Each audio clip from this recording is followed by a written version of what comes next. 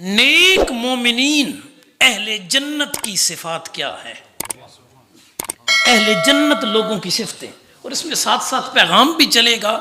کہ اگر چاہت ہماری یہ ہے کہ ہمیں جنت ملے، اور ہم تو یوں مانگتے ہیں کہ یا اللہ جنت بھی دینا تو مصطفیٰ کے قرب والی دینا،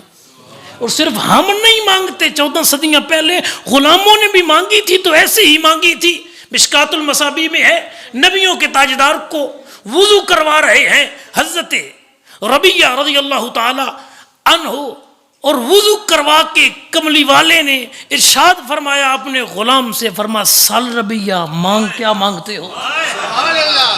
حضرت ربیہ نے عرض کی آقا جیسے دنیا میں تیرے قدموں میں بیٹھ کے خدمت تیری کرتا ہوں، چاہت فقط اتنی ہے صرف جنت نہ ملے، جنت میں وہ مقام ملے جہاں قدم تیرے ہوں، خدمت میں بیٹھا آقا تیرا یہ غلام ہو، تو آپ کے ساتھ جنت چاہتا ہوں۔ تو جب جنت کی چاہت ہو تو پھر اس کے لیے عمل کیے جاتے ہیں، کہ قرآن نے طریقہ یہ دیا ہے، والذین آمنوا وعملوا الصالحات اولئک اصحاب الجنہ ہم فیہا خالدون۔ فرما وہ لوگ جو ایمان لائے اور عمل نیک کیے یہی تو جنت والے ہیں۔ یعنی ایمان بھی ضروری جنت کے لیے، اور ساتھ نیک اعمال بھی ضروری، یہ شریعت کا قانون ہے۔ باقی وہ رحیم کریم ہے، کسی کا ایک عمل اس کے لاکھوں گناہوں پہ باری کر دے تو اسے پوچھنے والا کوئی نہیں۔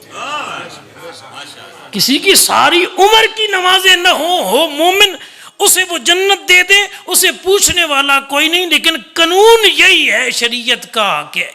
ایمان کے بعد اعمال صالحہ کرنے ضروری ہیں۔ آسان لفظوں میں کہہ دوں، اگر نماز کی چھوٹ ہوتی تو یا انبیاء کرام کو ہوتی، یا اہل بیت اطہار کو ہوتی، یا صحابہ کبار کو ہوتی، جن کی زندگیاں اللہ کے ہاں پاکیزہ تھیں، جن کے لیے رب کی رضا کی اعلان ہے۔ لیکن ان ہستیوں نے اگر نمازیں پوری پڑھی ہیں تو طریقہ تیرے میرے لیے بھی یہی ہے کہ جنت دینی اس نے اپنے فضل سے ہے، لیکن راستہ جنت کو وہی جاتا ہے جو انبیاء اہل بیت اور صحابہ کبار عطا کر گئے ہیں۔ اس راستے میں جب حسین ابن علی اپنے